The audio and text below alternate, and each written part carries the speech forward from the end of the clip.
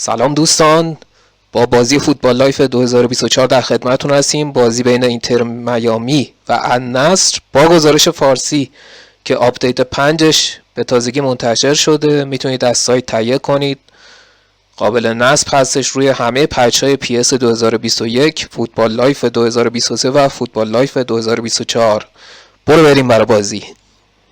خب در این هوای خوب به شما خوش آمد میگم. جو کاملا مناسب یه بازی زیبا. دمای هوا هم خوبه. با توجه به جمعیت بالایی که در ورزشگاه حضور پیدا کردن میتونیم مسابقه خوبی رو شاهد باشیم. هر کسی که اینجا حضور پیدا کرده قطعا ضرر نمیکنه. این همون نیو کمپ معروف در بارسلونا است. استادیوم مناسب برای بزرگترین رویدادها.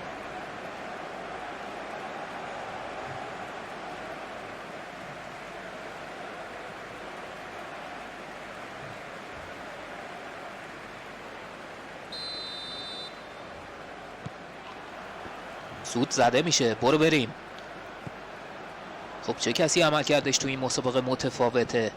خب آیمریک لاپورت یه مدافع میانیه که تو بازی در این پست کارش عالیه و همچنین میتونه جرقه یه ضد حمله سریع بزنه یا با کنترل توپ زمان موتا خیلی خوب در لحظه ضربه رو زد و کارش هم تمیز بود. با این نمایش نشون داد که چه کنترل توپ و تکنیکی داره. تالیسکا به دنبال نفوذ لیونل مسی و حالا مسی عقب برمیگردونن تا دوباره شروع کنن.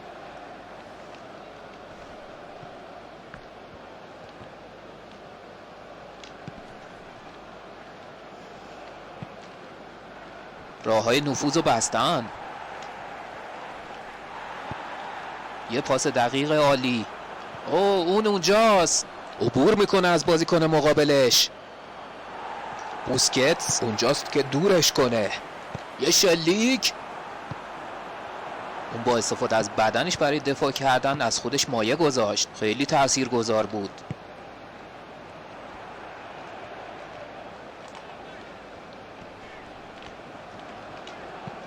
میفرسته به اونجا.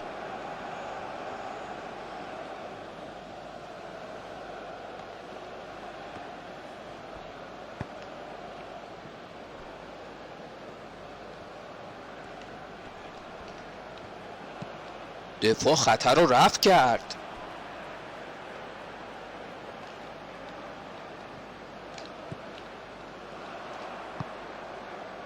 مسی توپو تصاحب کرد. از خطر گریختن.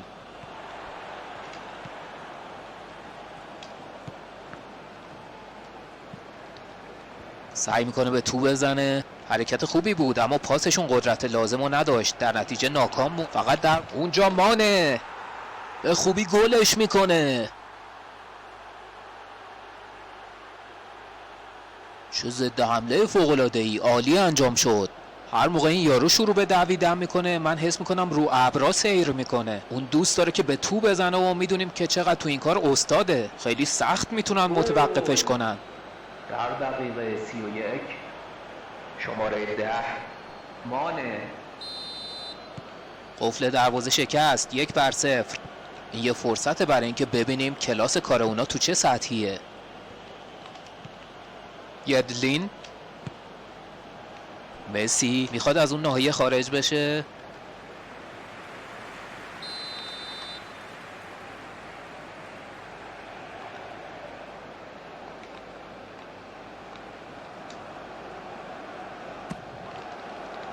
پرش عالی برای هدزنی. حرفی نیست. ردش کردن. نفوذ داره آغاز میشه. فوفانا میبره به سمت کناره.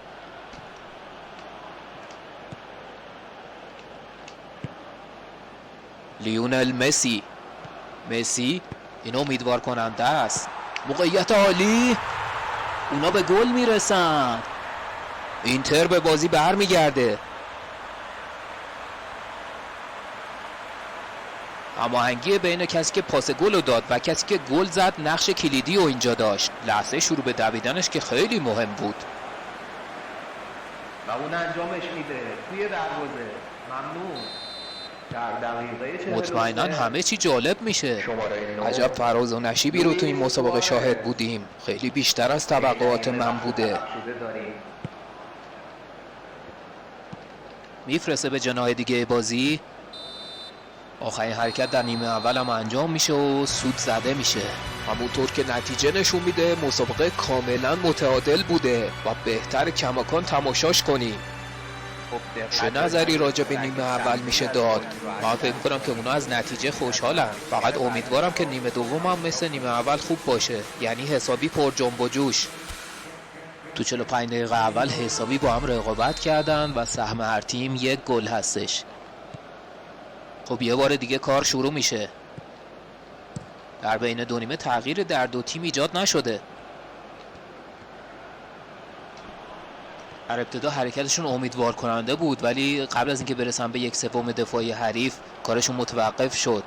تو باز دست میره، کی میگیرتش؟ میفرسته تیلر. اونجا بود تا دورش کنه. به دنبال نفوذ هستن. راحت توپو گرفت. میتونست تمومش کنه. اگه توپ آخر بهتر بود. اگه اون پاس میرفت جایی که نباید، این بازی میشد پر از اما و اگر.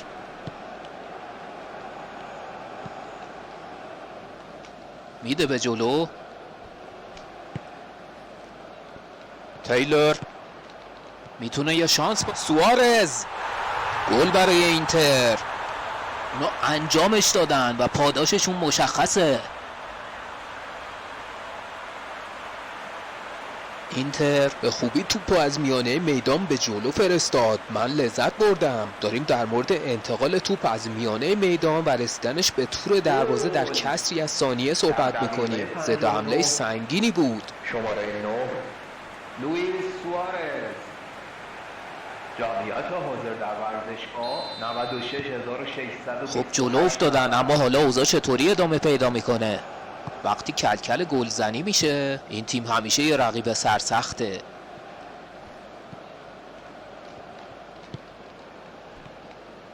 میزنه به تو. داره فرار میکنه. آره، به خاطر این اتفاق مقصره. مدافعین در معرض خطر قرار گرفته و آسیب پذیر بودن و اون میدونست که باید یه کاری بکنه تا جلوی رسیدن اونا به گل بگیره. فکر کنم داور فقط باش صحبت کنه. بله همینطوره. تعویض در حال انجامه.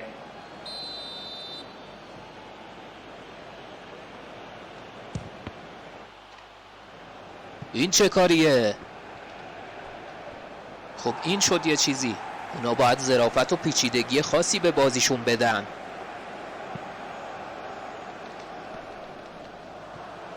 ضربه ضعیفی توسط دروازه‌بان بود. همه رو رد میکنه.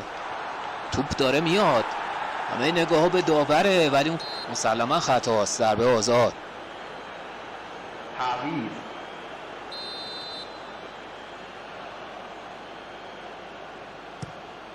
اوسپینا میفرسته به خط حمله و حالا رونالدو. اونجا کریستیانو رونالدو. این واقعا ارزشمنده. این گل اونو به فضا میبره. چه بی‌نقص بود. عجب ضربه ای. اون گل عالی به ثمر رسود، چون بازیکن‌های حریف حسابی اونو یارگیری کرده بودن و نمیتونست تو جایی بهتر از این قرار بگیره. توی دروازه. ممنون. در دقیقه 73 شماره 7 کریستیانو رونالدو. کاملا هیجان بر بازی حاکم شده. خب کمربنداتون رو ببندید، چون همه چی نشون میده که ما سوار یه ترن هوایی شدیم.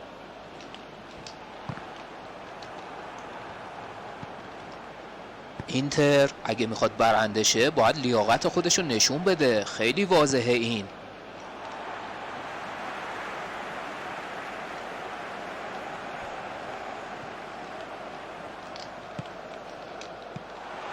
از پس مهاجم بر اومد. بازی ممکنه به همین شکل به اتمام برسه، ولی کماکان وقت هست. شلیکش میکنه.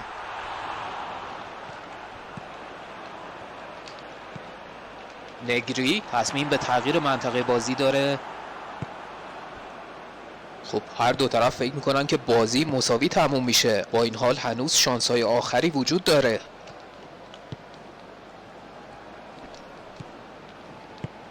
الکس تلس، لاپورت، الکس تلس 4 دقیقه وقت طلب شده محاسبه میشه. و حالا وقت حمله است.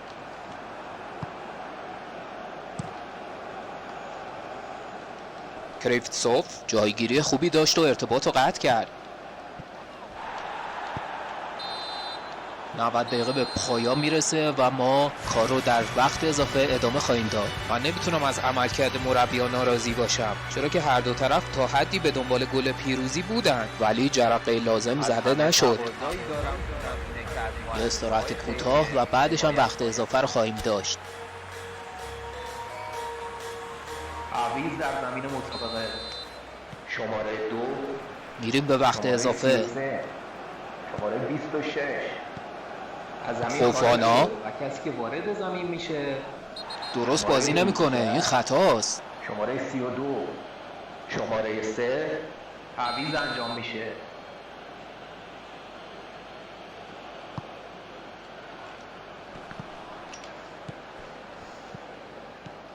و حالا فافانا، این بهترین دفاعیه که میتونه از بسیاری از احتمالات بد جلوگیری کنه. مدافع استقامت عالی داشت، از حریفش قوی تر بود. بلند سیر میکنه. جنب و جوشی اونجا داشتن اما به خوبی باهاشون برخورد شد. جلوی حریفو به خوبی گرفتن.